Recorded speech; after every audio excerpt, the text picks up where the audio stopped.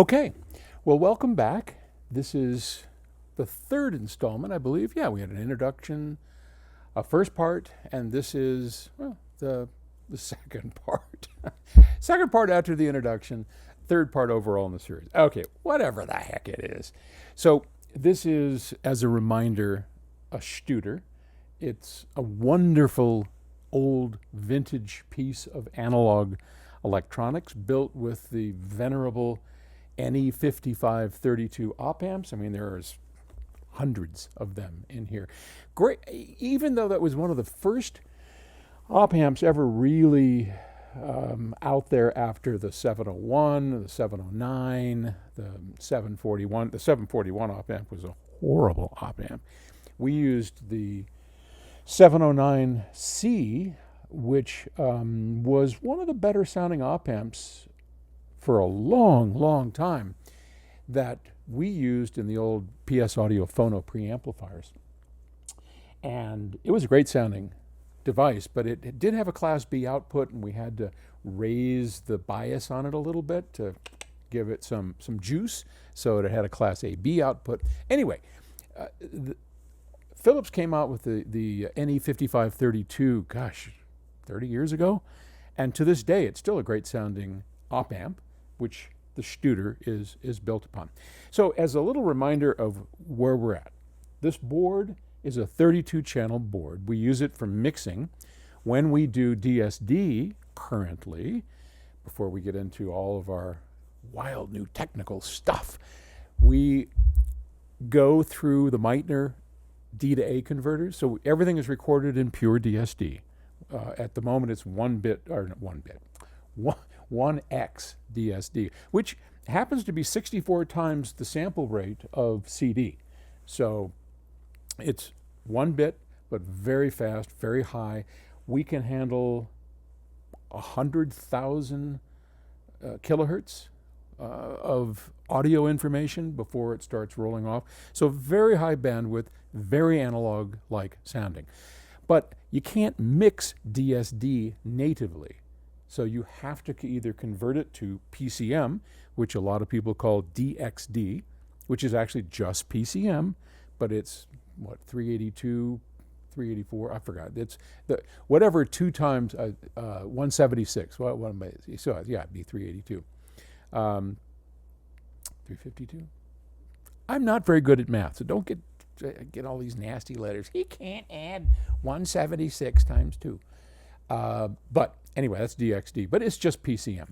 So we prefer, since currently there is no really good way to convert DSD to PCM without a major sonic loss, what we do is we convert it to analog, put it through a beautiful old rich sounding board like this, and create our mix, go back to DSD through an A to D converter. We happen to use the Meitners right now.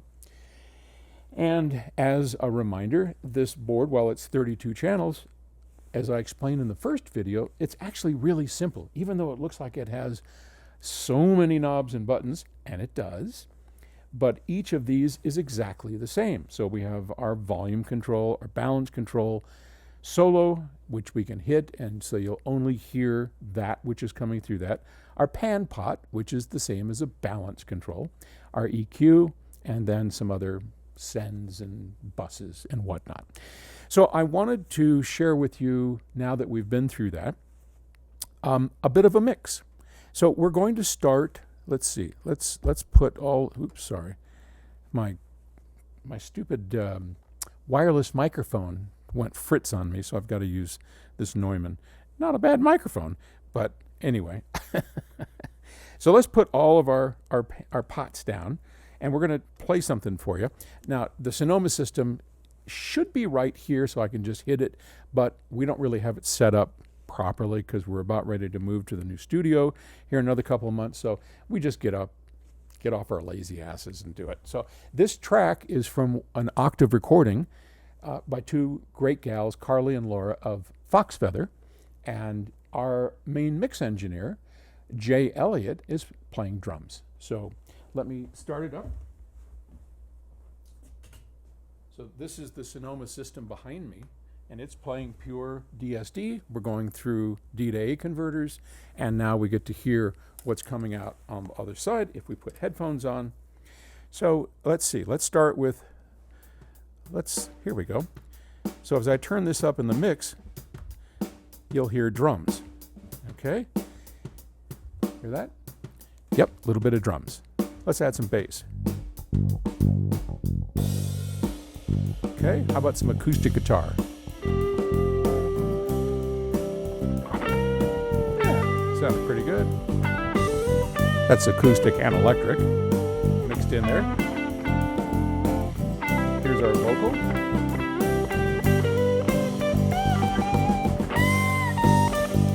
And you can see I can bring them up and down. If I wanted to, I could solo it. Okay, remember the solo button? Now we're hearing just the electric guitar. I keep filling me up. I keep filling me up.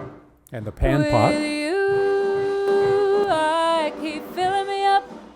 I keep filling me up. I keep filling me up with you.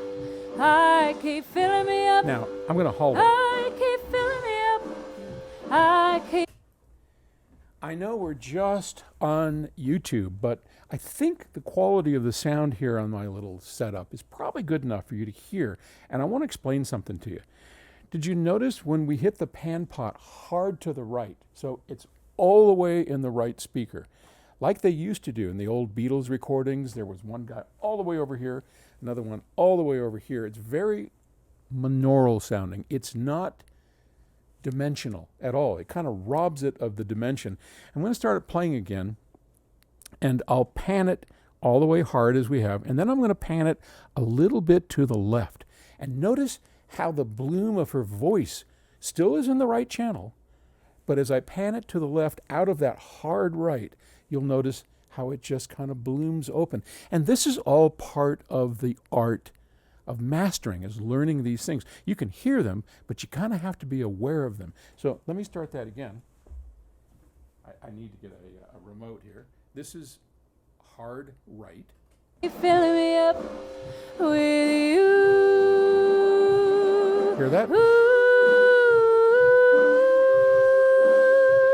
Still over here. Like this.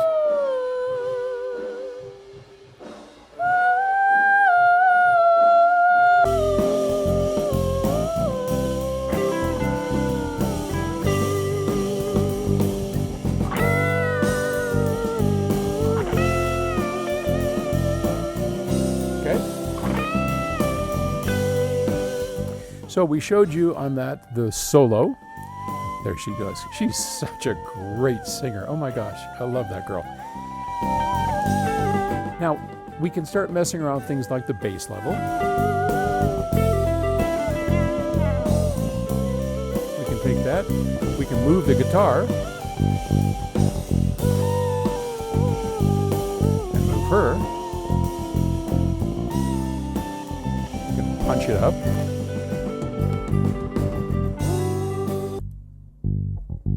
There's the bass.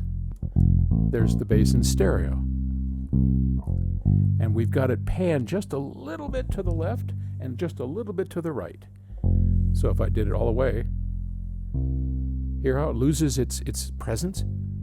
There, now we have more presence. Well, he just stopped playing. So, okay.